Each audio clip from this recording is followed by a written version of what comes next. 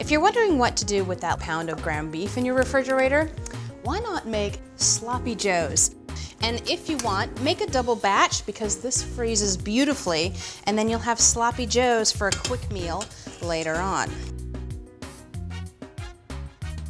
I've already preheated my pan to medium-high heat and add a little bit of oil and coat the pan. And so we're just gonna start with half of the ground beef, pull it into fairly large chunks, and then put that on the bottom of the pan.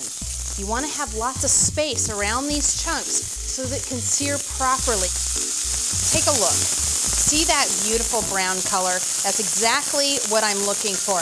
And I know it might be tempting to break it up right now. Don't do that. We'll get to that later, because if we do that, we lose our airflow in the pan, and then it ends up turning that lovely sort of army gray. Now, the thing is, we're gonna wanna take it out right now, and there's a reason we're undercooking the beef, but I'll get to that a little later on.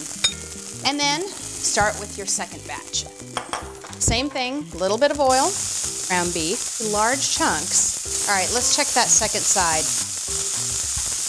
Take it out of the pan, and then we're just gonna set this aside while we make the sauce. In that same pan, we'll add a little bit more olive oil, and then I'm gonna add in the vegetables. Once the vegetables are starting to brown, we're gonna add tomato paste. Tomato paste tends to have a really metallic flavor, so I wanna cook that out, and all I need to do is just stir these around for about a minute. Now we just add a little bit of ketchup. We're gonna add some Worcestershire sauce, a little bit of paprika and some chili powder, a little bit of hot sauce if you do like a little bit of kick, a little bit of water to make the rest of the sauce.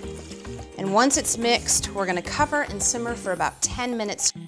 Sauce is perfect. Now remember, the ground beef is still raw in the middle, and that's really important because when we add it back into the sauce, we want to let it finish cooking.